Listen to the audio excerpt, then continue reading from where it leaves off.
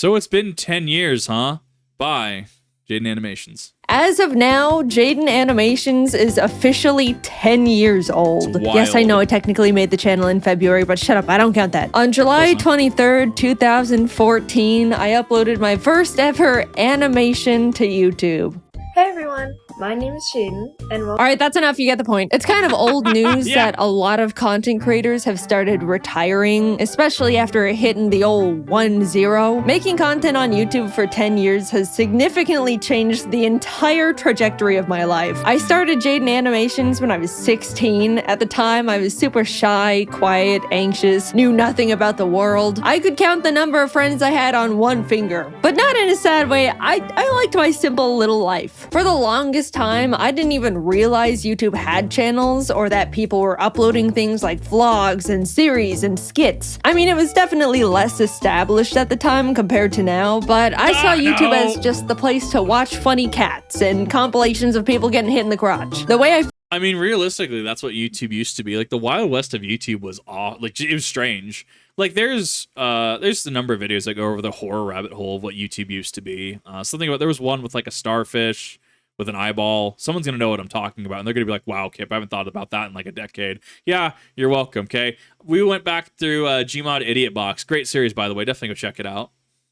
Oh, it's so good, dude. I was watching that stuff, and it was good. It was a place of self-expression. It was a place where people could upload, you know, Numa misheard lyrics, or upload, you know, their Gmod source filmmaker creations and stuff, right?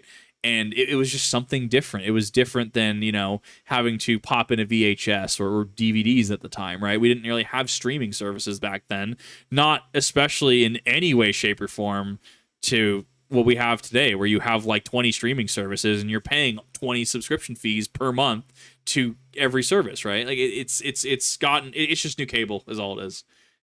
And like, yeah, we have rules and stuff that make sense now. Like, we have copyright. I know people don't like copyright. I don't like copyright in certain aspects, absolutely. But it does make sense that, you know, maybe we can't upload, you know, One Piece episode 1, part 1 of 3 across like 3 different channels, you know, and not suffer any sort of repercussions, right? Like, that puts YouTube in a legal crosshairs, realistically, right? So things like that, I understand. I totally get that. But now we have modern problems, and modern problems will have to require modern solutions, especially when it comes to fraudulent copyright claimants and stuff like that. YouTube really has evolved over the past 10 years, and it's kind of interesting to see. Found out about this whole online world was after coming home from school one day to find my laptop not turning on, meaning I couldn't play Minecraft anymore. We've all been there, it's tragic. To satisfy my desperate Minecraft hyperfixation, I typed Minecraft into the YouTube search bar to see if anyone just so happened to upload any Minecraft-related videos. And oh, were there people uploading Minecraft-related videos. My world expanded exponentially at that very moment. YouTube channels, subscribers, people uploading content for an audience that looks forward to their videos. The first channel I ever subscribed to was a Minecraft YouTuber who... I don't even, I'm blanking on the name, but I was now aware of YouTube as an actual community beyond funny fail compilations. What? I think that's a good, like, to look at YouTube, right? I think that's a great way to look at it. And I think it was something that, Mr. Beast said. He said something about the age of just turning on your camera is kind of over.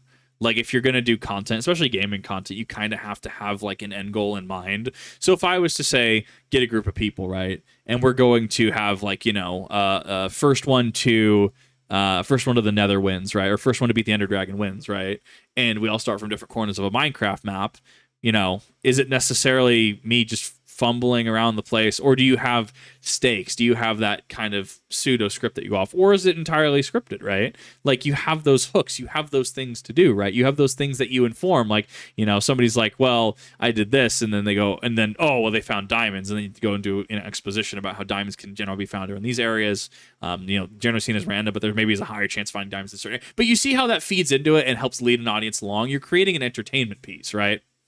Like, it's not just turning on a camera, hi guys, today we're playing Minecraft with Kip, and then it's just me hitting a tree for like 2 hours, right? Which one of these is going to be more fun? Are you going to watch a, you know, Martin Pants can you beat Minecraft in Skyblock, right? With whatever his challenge was, right? I can't remember his challenge offhand. Someone's gonna have to cite what I'm trying to cite here. Or you're gonna watch Kip struggle for 2 hours trying to make the most basic things, right? Sure, the latter might be endearing, but one of these is just better content, which is interesting to consider. Watching videos became a huge part of my day-to-day life. I put stuff on when I wanted to relax, laugh, needed background noise. If I was having a tough day, I would lock myself in my bathroom, lay on the floor, and watch videos on my phone. And I'd feel better. Even before making content myself, YouTube was an essential part of my life. I branched out from Minecraft to general gaming videos, even the occasional vlog series, until I stumbled upon a very special video in my suggested feed. An animated story time from a YouTuber called Domix. It was his emails video. I remember it so clearly. After watching it, I immediately binged his whole channel. I loved his animated stories. They made me laugh so much. For the first time ever, I thought to myself, I want to do stuff like that. I want to animate. And around the same time, I was really into Aya's Cupquake's Minecraft Oasis series and had even sent in a few fan arts I drew for her. She posted a couple at the end of her videos, which genuinely made me so extremely happy. I was totally freaking out. Anyway. I've always loved when like creators like Vinny Vinesauce do that, right? Like he'll have his Vine Boru where people just submit art and he just showcases them at the end of the stream. I thought it's always been a clever way to really like integrate the community and what you do, even if you're playing, say, like a single player game, even if you're playing like maybe the new release, you're having to focus, right? Just having that kind of like time to really just kind of connect and give, you know, your community feedback. It is so cool to me. Like, I totally get what, you know, she's saying as well. Like, oh, I can do that, you know, or I want to do that, right? No, you know, React content, whether you like it, love it, hate it, abhor it, neutral on it, you have an opinion on it on YouTube at this point in time, right? You know, we had, what is it, like Brits react to things or whatever the old React meta was back in like 2016, right? I don't remember exactly what the titles were, but it's, you know, we have Asmongold, we have XQC, we have Sniper Wolf, we have a number of VTubers that end up doing it, right? And regardless of your opinions, it is something that people are doing. So, you know, looking at, you know, say Asmongold, Moist Critical, other people commenting on things, reacting to things, watching it myself, and then looking at it going, well, I have these discussions anyways, maybe I should try it out, and being decently okay and successful with it, I would say. It's something I get, and anyone can pick up and start YouTube in 2024. It's so easy to get into it, but in terms of being easy to make it big, those are two separate things entirely. Like, it's a very competitive landscape because of that ease of access. But rather than look at it as a negative, I look at it as a positive and, right, shoe on head, make better content, right? If I'm doing something, it's not performing, maybe I need to make better content. Oh, my God. But, I mean, people make it big every single day. There's people that can come up, they're up and coming. You see in the VTuber community constantly, right? I've, in a capacity, have been around and streaming since probably about 2017 on and off, right? But, I mean, it hasn't been until the past year and a half where I've really kind of done anything with it. Meanwhile, we have people that start, you know, probably last week, and they already have like 30,000 subscribers, you know, 30,000 Twitch followers. You know, it can be hit or miss. It's just the nature of the beast. In one of the episodes, she mentioned that she wanted to find an animator to animate some of her funny Minecraft moments, and suddenly I saw the stars align in front of me. I sent her a little message attached to another fan art, basically saying, "Hi Cupquake, I'd love to animate for you if you're interested." And she ended up reaching out and was like, "Hey, we love your style and would love to work with you. Do you have an animation portfolio we can look at?" To which I responded with, So I've never actually animated before, but I'm learning, and honestly, they shouldn't have hired me. I wouldn't have hired me. But somehow I had secured my first animation job. Nice. And for my favorite YouTuber. This was by far the biggest thing to ever happen to me at the time. I wanted to make the best animation they could ever ask for. Now, I just had to learn how to animate. No joke, I literally typed "how to animate" and Adobe Flash tutorial into the YouTube search bar. That's how I learned. No class or school or nothing. I actually really like YouTube for that reason. If I need to know how to get how to put Freon in a 2013 Honda Accord, There's like there's YouTube videos for that. If I need to know how to take apart a lawnmower piece by piece and put it back together, there's a YouTube video for that. If I want to learn how to grill tenderloin, like pork tenderloin, there's a video for that. If I want to learn how DaVinci Resolve works in terms of green screen, there's a video for that. YouTube is great for that, which is actually why I actually kind of miss seeing the dislike button, because it was kind of a way to proactively scan if a video was full of it or not. Because if you have two videos, right? Say you're like, I want to watch a video on how to use green screen in Fusion in DaVinci Resolve, right? And one video is like, yeah, 99% positives, right? Likes, massive likes, right? And another is like 50-50. Okay, that's kind of a good metric. I probably don't want to watch that video. There's probably a reason people are doing that. And obviously you can get into like, well, people just want to hate mob. I think at that point, restricting dislikes and not having them public is a disservice to your audience, because it helps worse content thrive, if that makes sense. Does that make sense? Anyone, like, you get what I'm trying to say? Remember opening Adobe Flash for the first time and wishing I could just skip forward in time to when I already knew how to even use the program, because I was so confused. Humble beginnings, what can I say? And honestly, that's all it takes. People ask, I have zero idea how to even begin getting into animation. Like, I could probably do something simplistic, but I am far from an artist. I would have to heavily stylize this. Like, my model. Did not design my model myself. Did not make it myself, right? I commissioned lovely people for that. They're awesome. They're way better than I am. I am clumsy. But it's, I mean, something that's interesting. I don't even know where to begin with that, especially because I feel Adobe is going to be the standard, and Adobe's in a little bit of trouble right now. me all the time how I learn to animate, how I do this and that, what program to use. But you already have the biggest source of free online information at your fingertips. Just type whatever you want to learn into the search bar and people will literally teach it to you, no strings attached. Well, I think I've actually seen that video. As someone who's been interested in learning Blender, that's actually kind of my next goal. I wanted to find a way to make Kip, right? I wanted to make it in the 3D environment and import it to Source Filmmaker. I might have to figure out how that process works, especially with the rigging and boning. While working on the animation for Cupquake and her husband Red, I talked to them about how I also wanted to make YouTube videos, that I wanted to animate little stories but was too nervous. They were both really supportive and encouraging, saying they'll put a link to my channel in the description of the animation to help me and stuff. I'll be completely honest, if Cupquake and Red didn't hire me and offer to help give me that initial push to start a YouTube channel, I wouldn't have made JaidenAnimations. Like I mentioned, I was quiet and soft-spoken. I didn't even get picked on because nobody knew anything about me to bully me with. They had nothing. In what world would a tiny little 16-year-old dust mite of a girl feel confident enough to start an animation YouTube channel where she talks about her life? Especially for what would be a single-digit amount of people for who knows how long. I'll tell ya, she does it in a world where she feels encouraged and inspired by the people she looked up to. There's so many timelines where none of this ever happened. So much had to come together just for me to start.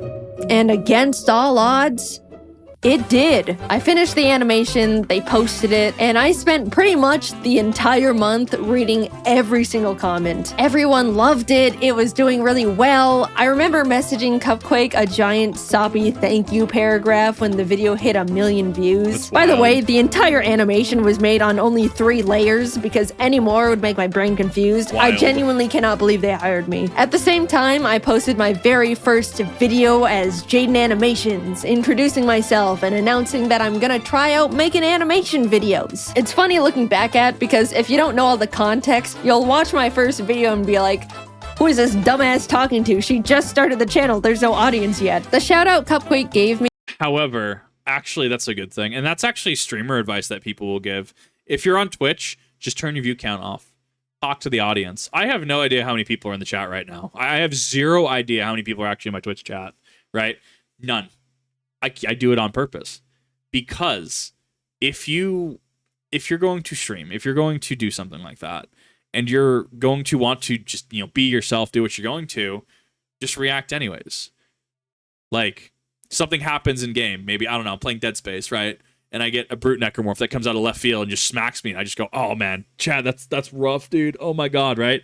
But even if I'm speaking to an audience of 0 or an audience of 1, I'm still engaging. I'm still getting those skills, right? And I've had times where chat's been absolutely like hyper busy, right? And I can keep track of it. And people go, Kip, how do you keep track of this, right? You start building up that skill set. And so thus you have somebody that comes out to chat, right? And you've already built that skill set. It's not like, you know, I'm just sitting here like, right? Which unfortunately is a lot of React content, which I've gone over in other videos, right? But you're able to like look at that, and you're able to build that skill set. And you know, cool. 1, 2 people are watching me. I'm still talking, still doing it. It's great. Build that skill set. Hide that view count. Doesn't matter. Doesn't matter if you have 0, 1, 10, 30, 70, 200, 2,000, right? Do what you're going to do. Engage as you can.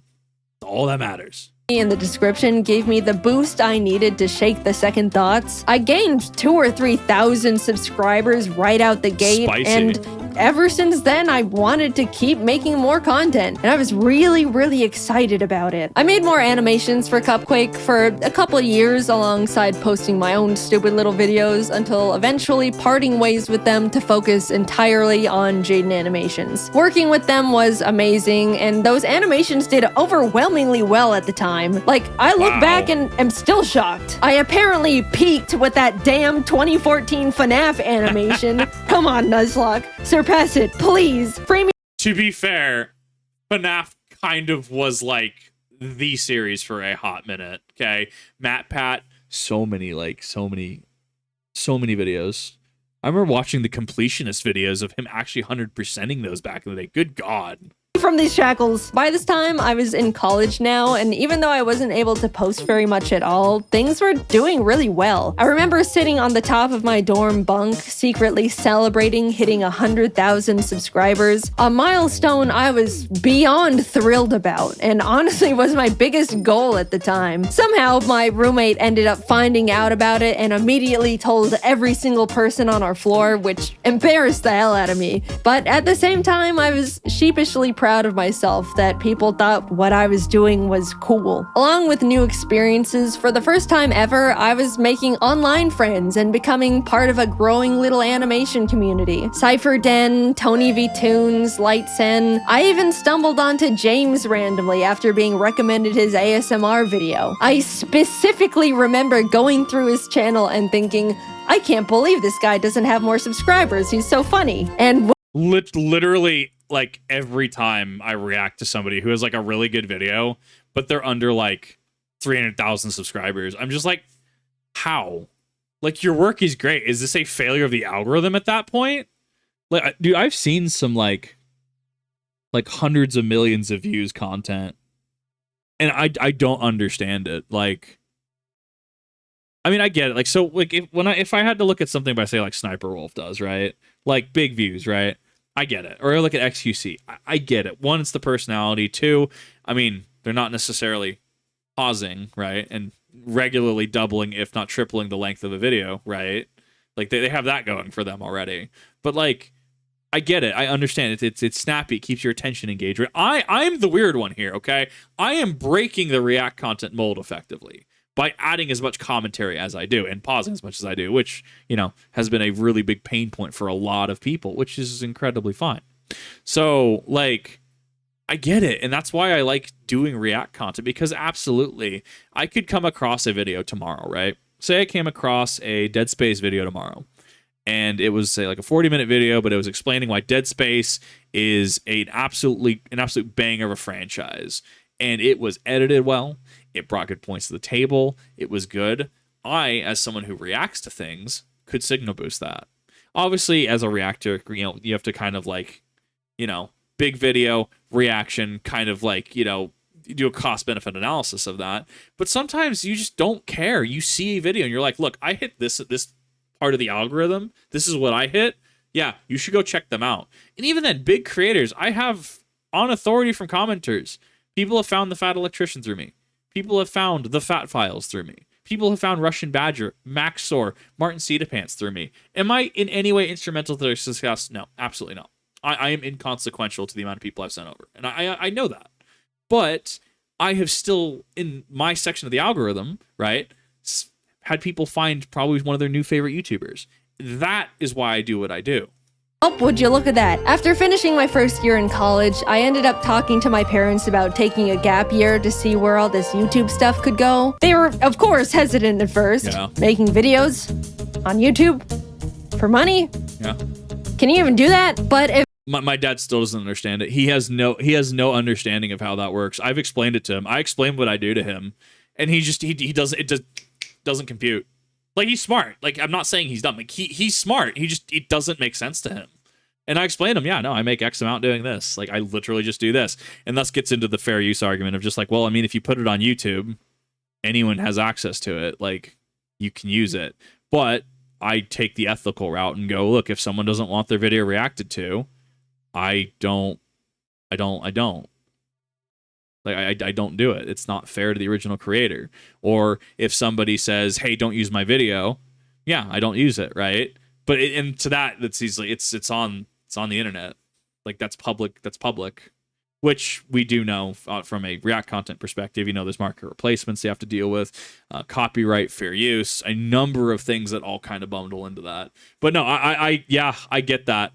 It does. I've told my dad it's exactly like TV. It still doesn't compute. It just doesn't make sense. eventually agreed and have been my biggest fans ever since. I was officially doing YouTube full-time. I don't really know what happened, but a few months later, James started blowing up. In our little animation group chat, we were like, whoa, James, congrats, what's happening? And he was like, I don't know, oh my god. And then I started blowing up too, and suddenly the entire Storytime animation community was rising and thriving. It felt like we were strapped onto a rocket heading straight for the stars. People really loved watching Storytime animation. We went to our first ever VidCon, and there was a whole line of people that wanted to meet us, which is a crazy experience for our first convention ever. Since then, everything has kind of just been history. I kept posting, obviously, met new people, made incredible friends, started building my own animation team, learned a lot about the world, but most of all, being on YouTube forced me to grow thicker skin. Yes. I'm sure most of you can relate to some degree. Mindless hate, online arguments, people nitpicking and speculating that you're actually a horrible human being. Because of how normalized posting content is now with TikTok, Instagram, Twitter, YouTube, I'm sure everyone has gotten their fair share of the hate hammer, but 10 years ago, it was pretty much only big online personalities who were familiar with it, and it comes at you pretty fast. Suddenly, you have to figure out how to hide your personal information and tell family members to private their Facebook accounts, which they don't know how to do. Yeah. Scary emails come in, uncomfortable comments, lots of uncomfortable comments. I saw the oh my god, thick, redacted comment. Like, I think that's one of those things as well, because the topic can sometimes come to, and I know a lot of VTubers will deal with it. Some of the VTubers, they want to be safe. They want to be completely, safe for work. Don't want anything bordering on not safe for work, anything like that. And, it is respectful to respect their wishes. Well, obviously. But, just don't do it. I mean, the internet's going to internet, right? But don't, add to that, if that makes sense, right? Especially because it can make a lot of people feel uncomfortable, right? There's certain personalities out there. Cool, yeah. NSFW work, awesome. They love it. It's their thing, or they're okay with it, right? It's fine. It's perfectly acceptable between adults. Some creators just don't want that. And that's perfectly fine as well. And thus you can start getting into situations where I made this piece of art, but it's, a not safe for work art piece, or it's an odd art piece, and, it could make them feel uncomfortable, which sharing art inherently is a very personal thing, to be fair. I got doxxed one time because someone speculated I was a narcissistic liar because I claimed to be shy and introverted, but would get loud sometimes when reading scripts. Also, oh yeah, that has nothing to do with being, excited about sharing what you're interested in. Ask me to talk about Dead Space, or ask me to talk about Resident Evil 4. bro, like how loud I get, how passionate I get about that, right? How I just go, one after the other after the other. And it's just like, whoa, whoa, whoa, whoa, whoa. This is the same Kip that outside of streaming just kind of lays in bed, just like dazed and just like tired. Yeah. It's almost like doing something you love impacts the way you look at it. And correlation is not causation as much as people believe it is. Fun fact, I never planned on being public with my full name, but the reason it got leaked is because my old high school published an online article about my channel and dropped the full government without my permission. I wonder if that's lawsuit worthy, actually. Like, if you actually wanted to push that, you could probably, I wonder if that you could sue for damages.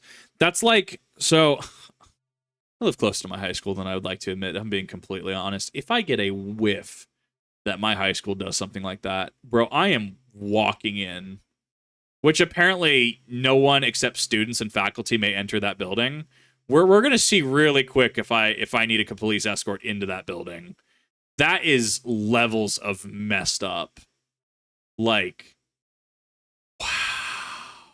I'm still pissed about that one. And I know, this is genuinely what you just have to expect when you make content online. It's awful, but it's the truth. I didn't want to quit, so I adapted to the horrible things awful videos made about me for attention. There's nothing a passerby hate comment can say that could surprise me anymore. If anything, they're all the same and it's just annoying at this point. Not saying I'm happy that I went through all of it and it should have happened. People can be genuinely awful. But I'd like to say I've come out of it all a version of myself that wouldn't have existed otherwise. Not because of all the shitty things, but in spite of them. I've learned how to stand up for myself, grew my confidence, learned how to separate myself from my work and not take comments personally. Bro, I still struggle with that. Both of those, actually. I still can't separate my work. Like, I work myself way too hard, and I know I do. But I'm also like, I'm trying, I'm pushing. I want to push for that 100K and beyond. I'm doing it. I got to do it. I want to do it. Like, and the other one is like, there are certain comments that definitely will like just get to me. Especially if somebody starts trying to push a narrative or throw allegations at me. I have not been nice and have definitely demanded receipts. And that type of personality, you have to understand. They don't care.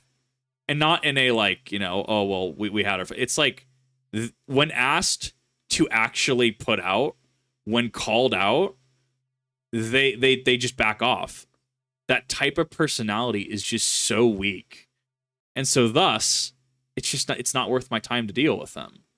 Because if, these haters, these people that just want to watch a reaction video and then say I'm the most horrible human being on the planet, like, okay, do you want to definitively answer that? Like, let's go. Come on. You got 40 minutes. Let's go. They don't answer back. What's the incentive to even engage with that at that point, right?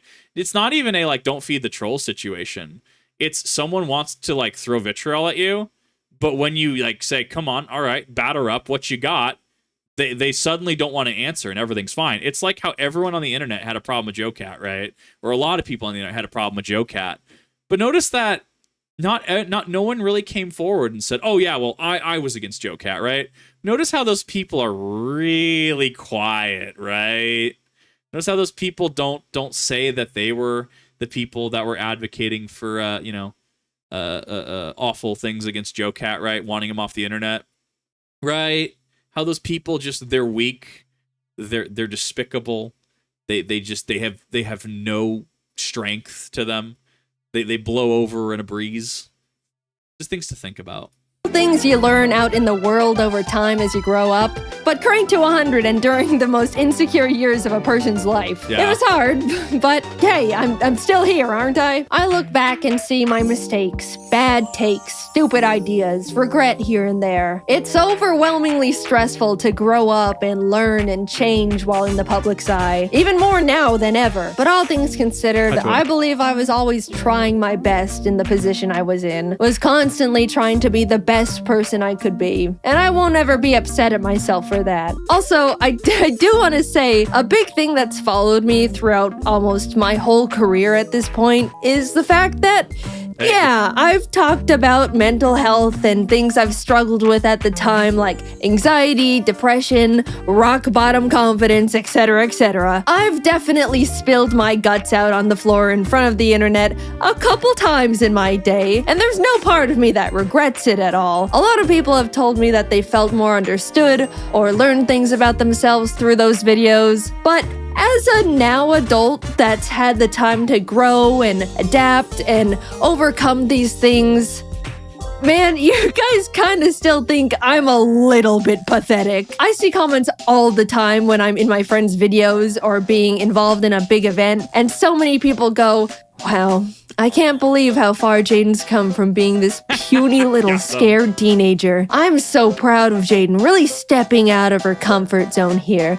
She is just so brave for showing her face after dealing with such low confidence. That one's always funny because it can definitely come off like I should still be self-conscious, which I'm not, by the way. I get what those comments are saying, I really do. But guys, not everything I do has to be brave. I'm just doing fun things with friends on camera. We don't need the 24/7 Jaiden cheer squad busting out the trophies and medallions every single time. And we also don't need the Jaiden defense squad scrapping with anyone that says anything non-positive about me. It's the internet. People have the right to not like me for whatever reason. I promise, it's okay. I'm an adult. I'm doing fine. I appreciate the concern. At this point, it just comes across like I'm very pathetic and puny and can't do anything. Now, yeah, you are allowed to not like whoever's content you don't want. If you don't like JaidenAnimations, you're absolutely allowed to. If you don't like Asmongold, you're allowed to not like Asmongold.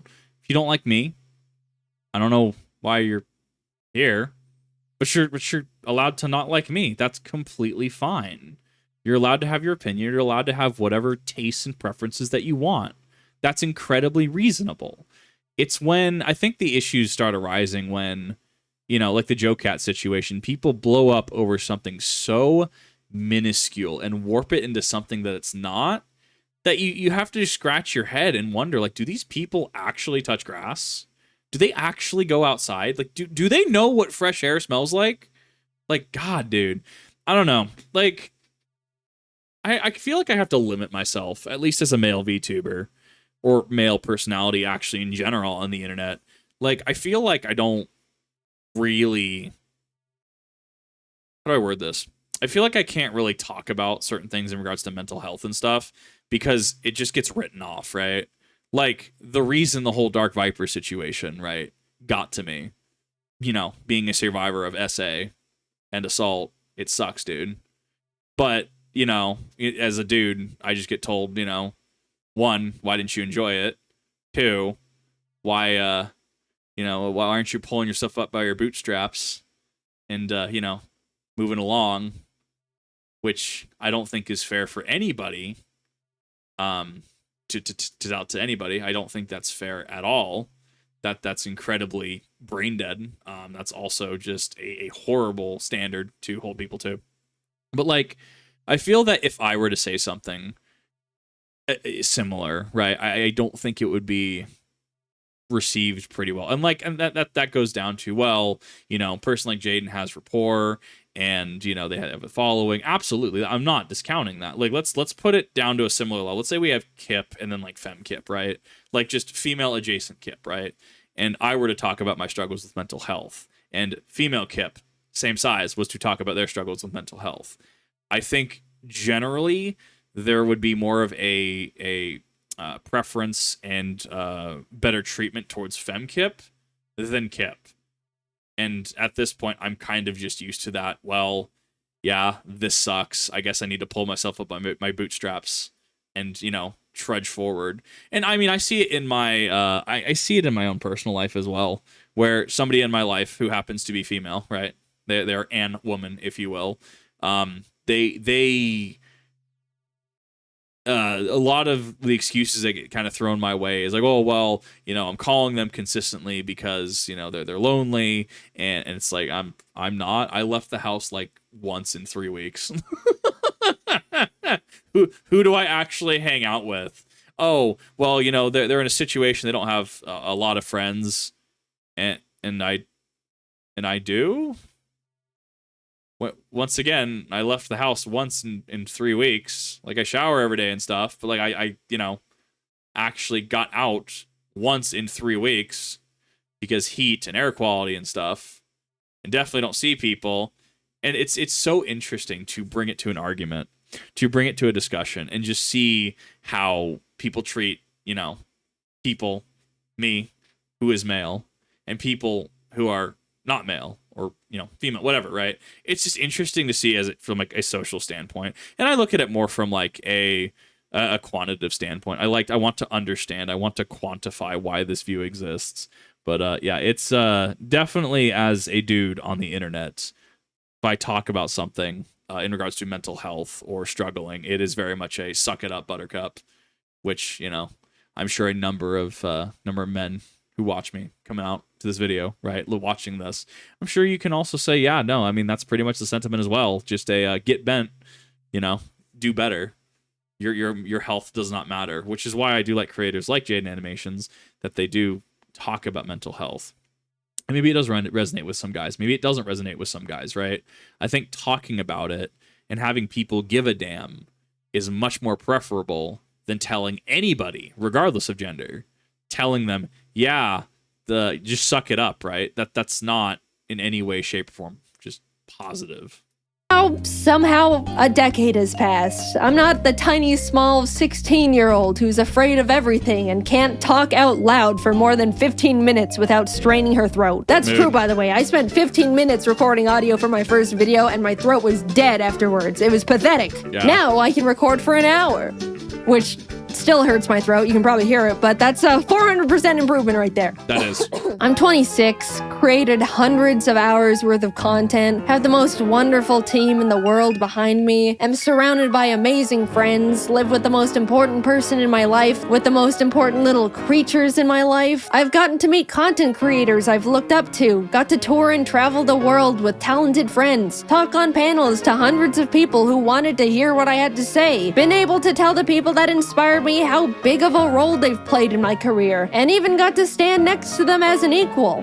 I'm happy. Sure, it's always been and still is difficult dealing with the stress of being in a big spotlight. I went through some bad stuff, navigated rocky mental health, trusted people that hurt me, had to pretend not to be affected by things that were genuinely hurtful just to not empower people that wanted to see me break, all while in the eye of the public where one wrong step could crumble everything I've ever created. Yep. But I'm really happy with the place I'm at, the person I've become, and the environment I've built around me. So, what's that leave me with now? A full decade, man. Damn. 10 years of the most difficult, enjoyable, terrifying, exciting, stressful, grateful, soul-crushing, unforgettably special moments of my life. How lucky and grateful I am to have the privilege to say I've gotten to experience so many impossible things, to have so many dreams created and come true, to see myself persist through such a difficult position to be in. After taking a lot of time reminiscing and thinking about what could come next, the direction I want to take to follow what could keep making me happy, I've come to accept that YouTube isn't gonna be part of it. I'm happy with what I've accomplished. I had my rise and grind years, I experienced real and true passion. That's all I could really ask for here. There's not much else I want to do beyond it at this point. But before you freak out, I'm not quitting right this moment. I still absolutely love making content and still have the desire to keep making videos. But my YouTube years are numbered now. I fantasize about logging off as JaidenAnimations and becoming a normal person again. I want to move to a random-ass town in a random-ass place, have a little house with my creatures, have a normal job with normal hours and normal problems, live a life where people don't know who I am before I introduce myself. Not saying I don't like being recognized. You can come up to me, I promise, I don't mind. But eventually I just want to feel like a person again. Normal is rapidly changing nowadays, but I don't want this chronically online lifestyle forever. How nice it would feel to one day not have to triple check every single thing I say in fear of people's pitchforks, or fear for my safety when people maliciously leak my private information, or even be constantly surrounded by strangers' opinions on me and every version of myself I've ever been, every moment of my life. I hold it all together pretty well, I'd say. I mean, it's my job to. And none of these negatives have and ever will outweigh the positive aspects of this incredible opportunity that you guys have allowed me to have. I don't want to come across like I'm complaining. I very much understand this is just unfortunately part of it all, and I'm very privileged and very grateful. But I can't do it forever. And I don't want to. I want to feel like I have the time and mental energy to pursue new hobbies, experiment with other things that can make me happy. Making content for YouTube never leaves my head. It's the case for every single content creator on the platform. Yes. There's no clocking out, there's no weekends, there's no breaks. You can't just leave an office and not think about it. You're constantly brainstorming ideas, managing everything, schedules, employees. Sure, you can work and live anywhere you want, go on vacation at any point, build your own schedule, but it's always there, like a black hole in your mind. It's just so exhausting. I haven't felt like I can sit back and enjoy something in 10 years because I simply do not have the time if it isn't for a video. Yeah, that's just how self-employment works, but don't forget about all the other fun stuff I've already mentioned on top of it all. I don't know what I want to do career-wise after retiring from YouTube, but I romanticize the idea of just getting to rediscover myself. Maybe I want to learn how to make custom plushes and open my own little shop, take art commissions, be a teacher, maybe an art director. It's gotten to the point where I think about that little life every day, and I'm actively aiming and walking towards it with every decision I make. Oh, let me tell you, I genuinely cannot wait to live it one day. But there's this other side of me that's so terrified. I've spent my entire young adult life in front of an audience, doing pretty much one thing. I don't know what it's like to live without a platform, surrounded by a huge audience anymore. It scares me, like a lot.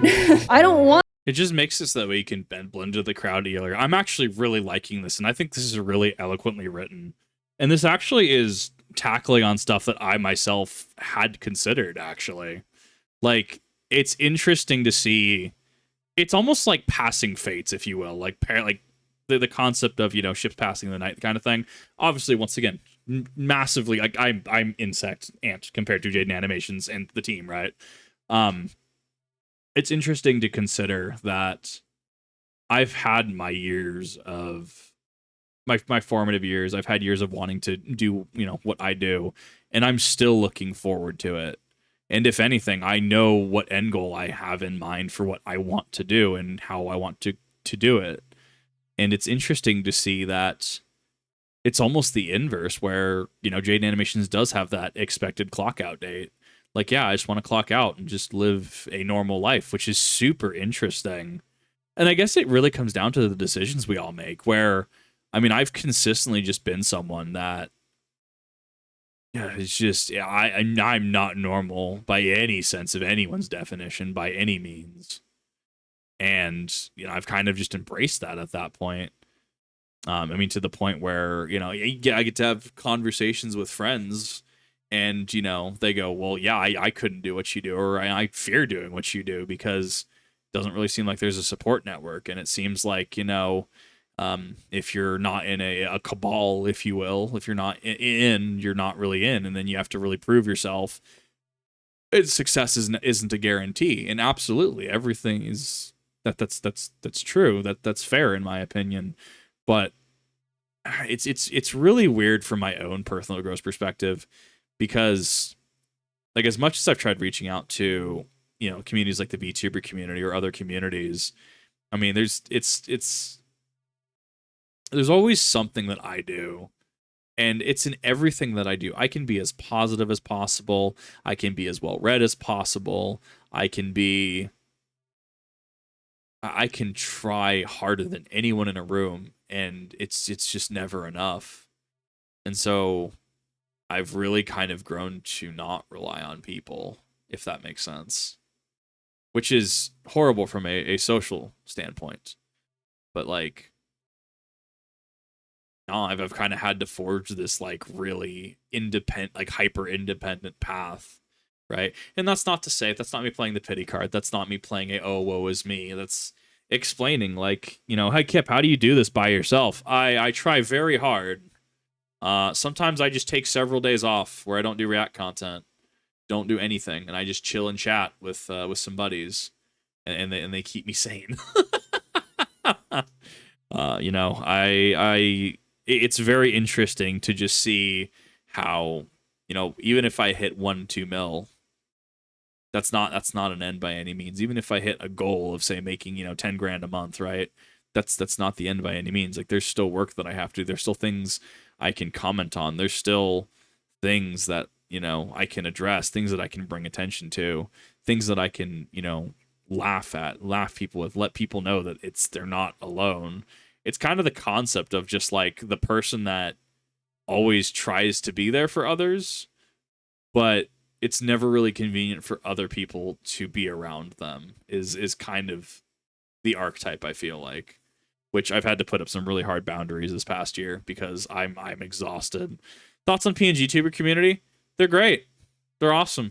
Like if they want to be PNG tubers and PNG tubers want to be VTubers, that's perfectly fine. Like there's this weird stigma, which also, yeah, it comes down to, do I want to necessarily be part of a collective that, you know, wants to clout chase, that wants to be gatekeeping, right? Not saying the VTuber community itself is gatekeeping, but it's something that, like, when you look at it, right, you know, why don't we see many cases of, you know, say established groups accepting people? And it's why I'm a fan of proving myself as a content creator. And in my opinion, unless I hit, say, 200,000 subscribers, I don't feel like I've really done anything. But that's, I guess, my own personally imposed limitation. I'm gonna need this, but I'm scared that I do in some way. When the time comes, I'll definitely work on that fear in therapy or something, but yeah. I do think about it a lot. I'm not done with YouTube just yet. I still want to make animations and tell stories, animate little gaming videos. I still just love it so much, and I'm not going away just yet. Sorry to disappoint some of you. I just wanted to let you guys know how grateful I am that you've helped me be right here. I've gotten to meet hundreds of people who told me how much they liked my videos, felt inspired, discovered something about themselves, even did something as small as laugh at one of my stupid-ass jokes. I can't wrap my head around the idea that a lot of you grew up watching my videos and are like functioning people in society now. That one always feels like... I know you're not calling me old, but you're calling me old. I'm grateful for all the art people have drawn for me. Even now, it's still so surreal. From the cute little doodles from kids to jaw-dropping, fully rendered pieces from artists of all ages. I love it. You guys are better artists than me at this point. What do you mean I inspired you? Why doesn't my art look like that then? The whole reason I show fan art at the end of my videos is because I look back at the feeling I got when Cupquake put my art in her videos, and I want to be able to give that back to other artists. People have told me they watch my videos to laugh, listen to while working, to feel better after a crummy day. All the ways I used to consume YouTube back in my day. Even though it's easy for me to tell myself, they're just little stupid videos I make. What's the big deal? It kind of also feels like I get to contribute to a cycle I used to be on the other side of and pay it back. I don't know, it just feels good knowing I've made stuff that's made people feel better in a way that other content creators used to make me feel better. I've rambled quite a bit, but thank you for letting me make these silly videos for 10 years. I never would have thought any of this could have happened to little old me, and definitely not for this long. I absolutely thought I would have been tossed aside and forgotten by now. I look back at when things were starting to roll, and I was like, I've got like a 3-year shelf life left. I'm forever grateful for you, my friends, my family, my team. I don't know what my life would have looked like if I didn't type Minecraft into the YouTube search bar when I was 14. Who knows how much more time we have with each other, but just know it has been and still is an honor to be here. And until then, I'll be doing my best to keep doing what I've been doing for 10 years and just make these silly little animations. You know, Love it. the timing is a little awkward to have just won a giant MrBeast YouTuber challenge that put a lot of eyes on my channel, only for the first thing for me to put out since winning is me talking about how I'm really tired and want to retire one day.